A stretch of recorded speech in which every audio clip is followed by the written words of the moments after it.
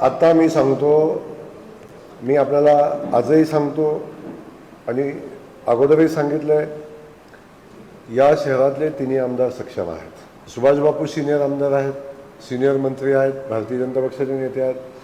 विजय मालक सिनियर आमदार आहेत, तेही भारतीय जनता पक्षाचे नेते आहेत. पालकमंत्री म्हणून काम केले, मंत्री म्हणून काम केले.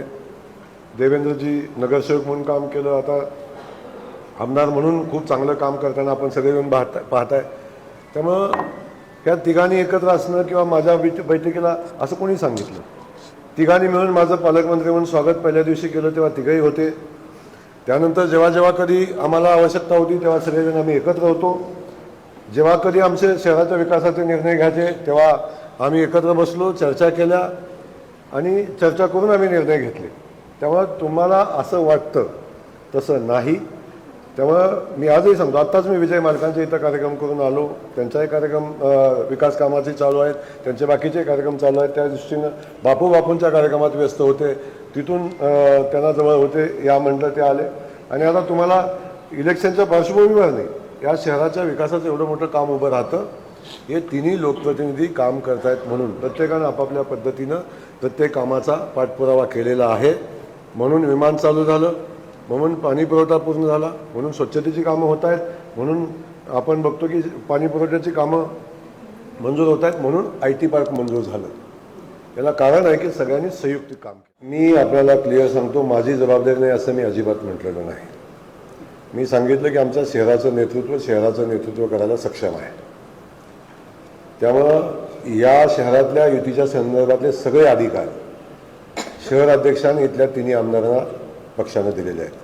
तो जो निर्णय घेतील महायुती करण्याचा, एकला लढण्याचा, जे काही निर्णय घेतील, आणि ज्या ठिकाणी आवश्यकता भासेल तेव्हा मी इंटरव्ह्यू होईल, ज्या ठिकाणी आवश्यकता भासेल तेव्हा प्रदेशाध्यक्ष होतील, ज्यावेळी आवश्यकता भासेल तेव्हा स्वतः देवेंद्रजी सुद्धा त्यामध्ये इंटरव्ह्यू होतील.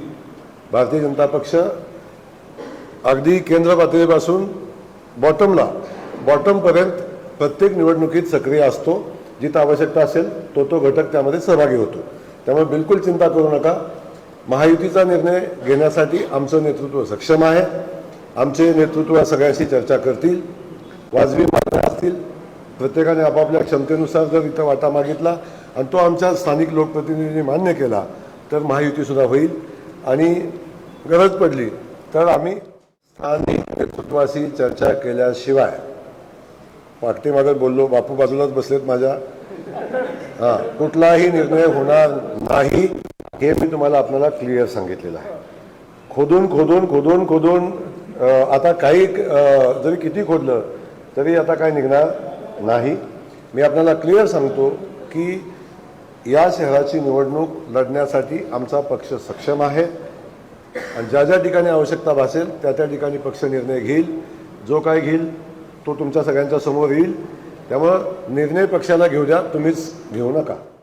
की भारतीय जनता पक्ष सर्वसंमतीनं उमेदवाराची निवड करेल आणि सर्वसंमतीनं निवड करून भारतीय जनता पक्ष उमेदवार ठरवेल. आणि जेव्हा यादी तुमच्या समोर येईल तेव्हा त्यानंतर तुम्ही ॲनालिसिस करा की तुम्ही आता सांगताय त्याच्यावर. मी आपल्याला सांगतो की भारतीय जनता पक्ष आता नगरपालिकेचा निवडणुकीचा निकाल वास्तविक घ्यायला पाहिजे होता. ठीक आहे, आता आला नाही, 21 तारखेला येईल. 21 तारखेला तुम्हाला लोकांचा, जनतेचा मूड समजेल. खास करून सोलापूर जिल्ह्यातल्या जनतेचा मूड तुम्हाला समजेल येणाऱ्या 21 तारखेला. त्यामुळं राज्यातल्या जनतेचा मूड भारतीय जनता पक्षासोबत आहे. 29 महानगरपालिका आहेत आणि मी आज सांगतो बहुतांश नगरपालिका भारतीय जनता पक्ष आणि महायुतीच्या निवडून येतील. याच्यामध्ये कुठली शंका कुशंका ठेवू नका. आणि महाराष्ट्रातली जनता आदरणीय देवेंद्रजींच्या नेतृत्वाखाली भारतीय जनता पक्षासोबत मजबूतीनं उभी आहे. मी आपल्याला सांगतो, आम्ही जो शब्द दिलेला आहे तो शब्द पूर्ण केलेला आहे. उड्डाणपुलाचं मी स्वतःहून सांगितलं, तुम्ही सांगायच्या आधी सांगितलं की आम्ही उड्डाणपुलाचं काम चालू करू नाही शकलो, परंतु त्या ठिकाणी असणारा रेल्वे, त्या ठिकाणी जो प्रत्येक केंद्रीय एजन्सीच्या, सेंट्रल गव्हर्नमेंटच्या काय जागा आहेत आणि त्या जागांचं हस्तांतरण करताना काय अडचणी येतात तुम्हाला कल्पना आहे. पण त्याचंही हस्तांतरण आमच्या अंतिम टप्प्यामध्ये आहे. त्याचे प्रस्ताव शासनाकडे आहेत आणि त्या हस्तांतरणाची प्रक्रिया कंप्लीट झाली की उड्डाणपुलाची कामं पूर्ण होतील. त्याच्याबाबतीत आपण निश्चिंत राहा. त्यामुळे ती प्रक्रिया जवळजवळ पूर्णत्वाला गेलेली आहे. त्यामुळे जो शब्द सोलापूर शहराला भारतीय जनता पक्षाने दिलेला आहे तो शब्द भारतीय जनता पक्ष पूर्ण करेल, पूर्ण केलेला आहे आणि भविष्यात आणखीन नव्यानं सोलापूर शहराला विकसित करण्यासाठी एक नवा रोडमॅप घेऊन आम्ही निवडणुकीमध्ये येऊ, नवा संकल्प करून आम्ही निवडणुकीमध्ये येऊ. सोलापूरच्या जनतेला आम्ही विश्वास देऊ आणि सोलापूरच्या जनतेचा विश्वास जे काय आहे मुद्रांक शुल्क शेवटी एक आहे, जे भरलं तर महापालिका भरेल किंवा समोरची MCA भरेल, बरोबर आहे ना, MCA भरेल. किंवा कुठल्याही पद्धतीनं जर काय असं झालं असेल तर ते मुद्रांक शुल्क भरलाही जाईल, भरलाही असेल, नसला भरला तर भरायला लागेल. याच्यात कुठलं किंतु बंद असायचं काम नाही. त्यामुळं शहर आपलं आहे.